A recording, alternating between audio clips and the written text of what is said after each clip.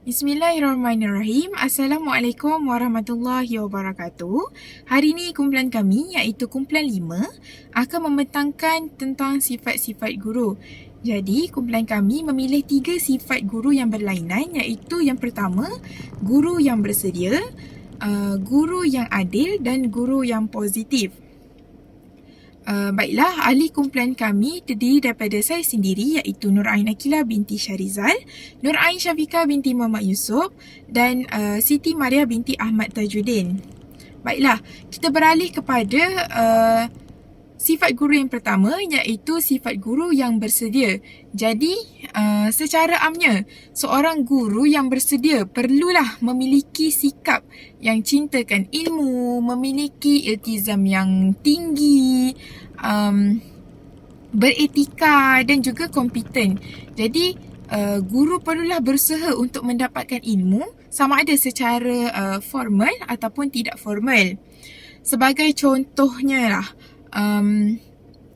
guru sentiasa bersedia untuk berubah seiring dengan peredaran masa dan perubahan zaman, dan guru boleh menyahut setiap cabaran untuk meninggikan tahap pencapaian masing-masing. Jadi, okey, di sini kita boleh nampaklah guru perlu bersedia dalam apa jua segala perkara, iaitu kita perlu bersedia dari segi peredaran masa, iaitu teknologi lah.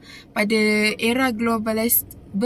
era globalisasi ini, kita nampak kita perlu mahir dalam TMK, teknologi digital, dan perlu mahir dalam mencipta aktiviti melalui aplikasi-aplikasi digital. Sebagai guru, kita perlu bersedialah dalam apa jua perkara yang bakal berubah pada zaman pendidikan kini. Okey, jadinya hal ini dilakukan agar proses pengajaran dan pembelajaran di dalam kelas bertambah baik dan baguslah. Jadi kita pergi kepada sifat guru yang bersedia ni. Okey, kita tengok daripada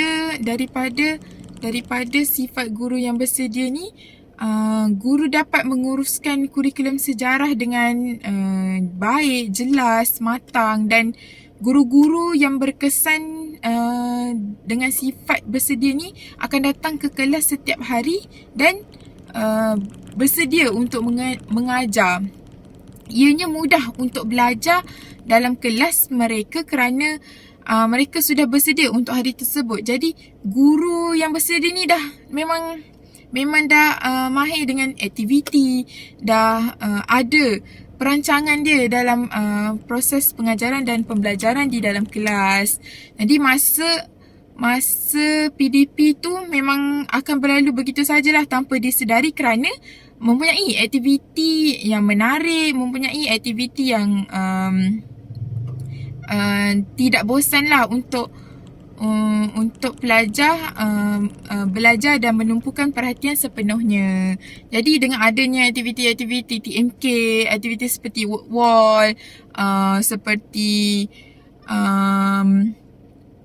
quizzes, Kahoot, dia dapat menarik minat murid lah supaya tidak bosan. Kerana kita kan kalau belajar sejarah ni, kita cepat mengantuk. Jadi sebagai guru kita kena cari jalan dan mempunyai sifat bersedia tu lah dalam diri kita sendiri. Okey, seterusnya sifat bersedia ni sangat penting bagi setiap guru kerana ini akan mendorong guru menyampaikan pengajaran dan pembelajaran yang bermutu kepada murid-murid. Jadi paling penting ni, guru hendaklah sedaya upaya meningkatkan teknik pengajaran dalam bilik darjah. Dan keberkesanan aktiviti pengajaran dan pembelajaran dalam bilik darjah ni perlulah dikaji agar murid dapat impak impak yang optimum dan dapat memperkembangkan pelbagai kemahiran dalam diri murid-murid. Jadi kita beralih kepada KPS, iaitu kemahiran pemikiran sejarah. Jadi apa yang saya dapati dalam KPS dengan sifat bersedia ni adalah tiga komponen KPS, iaitu yang pertama signifikan bukti. Okey, dalam signifikan bukti ni kita boleh tengok tarikh yang berlaku, tokoh yang terlibat, peristiwa yang berlaku, lokasi atau tempat, bagaimana sesuatu itu berlaku dan kesahan bukti. Jadi untuk KPS kedua yang berkait dengan sifat ni adalah mencari sumber, iaitu jenis sumber, kaedah mencari sumber, kenal pasti sumber, kritikan sumber dan menggunakan sumber. Guru perlulah bersedia dengan sumber-sumber yang ada dan menggunakan sumber yang telah dikaji ke dicari dengan betul semasa proses PDP. Dan KPS yang ketiga adalah konsep masa, iaitu tempoh, jarak masa dan tarikh spesifik. Dan ini berkait dengan sifat bersedia kerana sifat bersedia ni mempunyai masa yang kita perlulah menepati masa dan menggunakan masa dengan baik kerana masa itu emas. Baiklah, itu saja daripada saya. Saya serahkan kepada Siti Mariah. Baiklah, sekarang kita akan lihat kepada sifat-sifat guru sejarah, iaitu seorang guru yang adil. Menurut Kamus Dewan edisi keempat, adil bermaksud berpihak kepada yang benar dan yang hak, atau juga boleh dikatakan sebagai satu sifat yang tidak berat sebelah dalam memberikan layanan. Jadi maksudnya di sini, seorang guru sejarah yang adil, dia tidak boleh berpihak kepada fakta yang salah. Mereka harus menegakkan yang benar dalam memberi ilmu kepada memberi ilmu kepada murid-murid mereka. Dan juga seorang guru sejarah yang adil ni tidak boleh berat sebelah dalam memberikan layanan kepada murid-murid mereka. Jadi sifat-sifat guru yang perlu ada terhadap seorang guru yang adil, yang pertama, memberi peluang dan keistimewaan yang sama kepada semua murid. Contohnya di sini, apabila seorang guru mengajar di dalam kelas tersebut mesti ada murid-murid yang mempunyai tahap kognitif yang berbeza. Jadi, guru-guru ini tidak bolehlah menitik beratkan saja murid-murid yang tahap kognitifnya tinggi dan mengabaikan murid-murid yang tahap kognitifnya rendah. Jadi guru ni dia kena memberi layanan istimewa tanpa mengira tahap kognitif murid-murid ini. Jadi kalau macam kita tengoklah berdasarkan pengalaman saya juga, guru-guru sekarang ni dia lebih melayan, dia melebihkan murid-murid yang tahap kognitifnya tinggi kerana mereka menganggap bahawa murid-murid ini dia senang untuk terima ilmu dan tidak menyusahkan mereka untuk mengulang apa yang guru-guru ni telah ajar dalam kelas, berbanding dengan murid-murid yang mempunyai tahap kognitif yang rendah.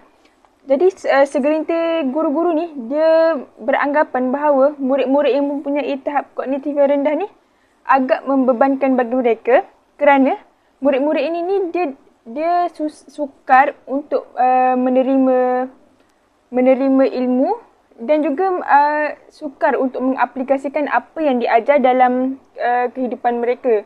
Jadi benda tu dia akan memakan masa untuk penerimaan mereka dan guru-guru menganggap bahawa benda tu menyusahkan bagi mereka.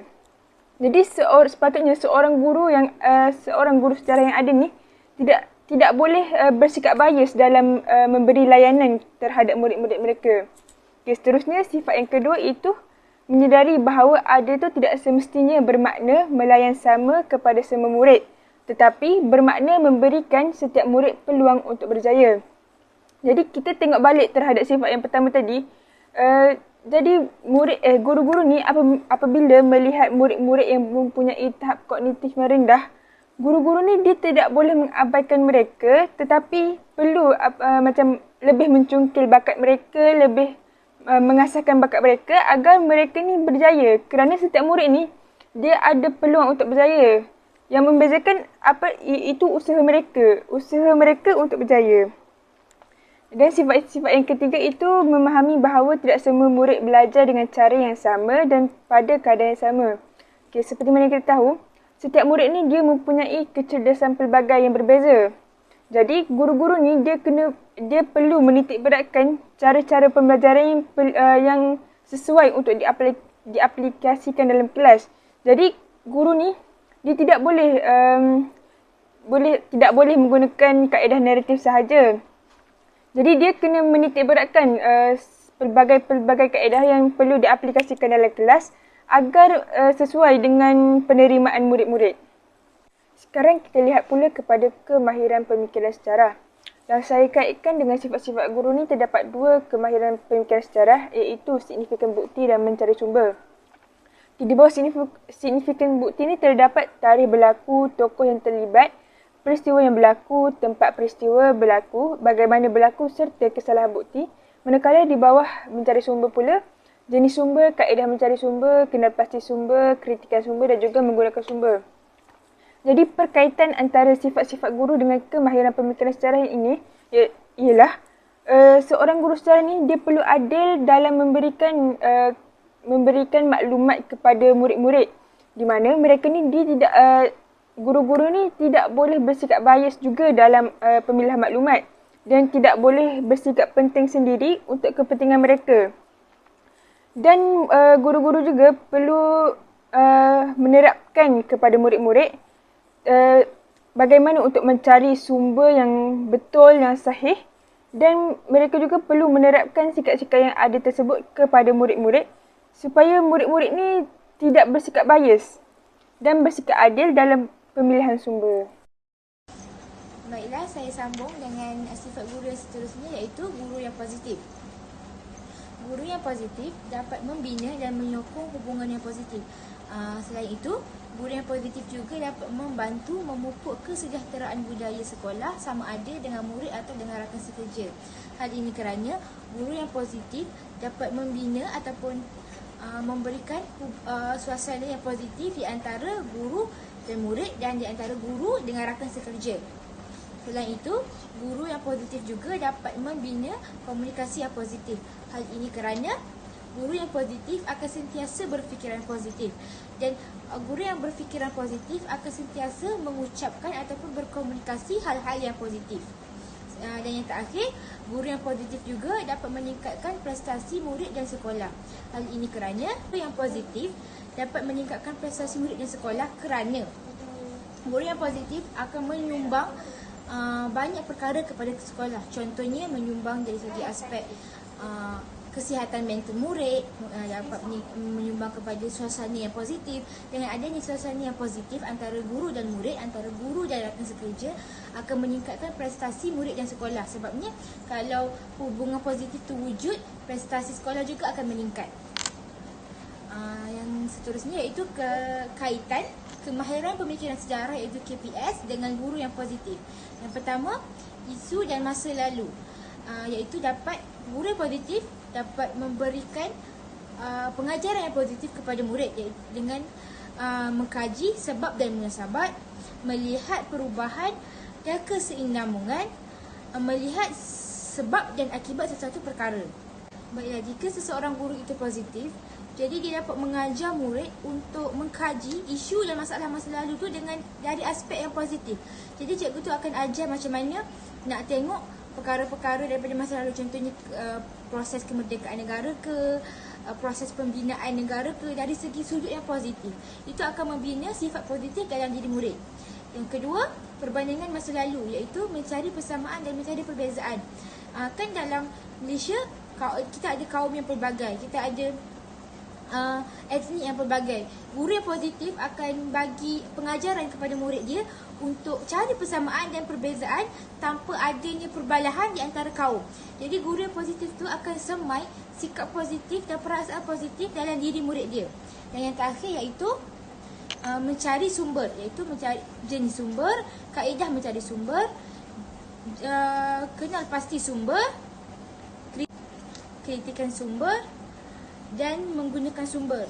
Guru yang positif akan ajar murid dia cara untuk mencari sumber dengan cara yang positif. Contohnya tanpa plagiat, tanpa meniru hasil orang lain. Jadi guru yang positif akan sentiasa ajar murid dia untuk cari sumber, untuk kenal pasti sumber, untuk kritik sumber dengan kritikan yang membina, kritikan yang positif. Jadi daripada situ guru dapat semaikan sifat positif dalam diri murid. Itu saja dari saya. Sekian, terima kasih.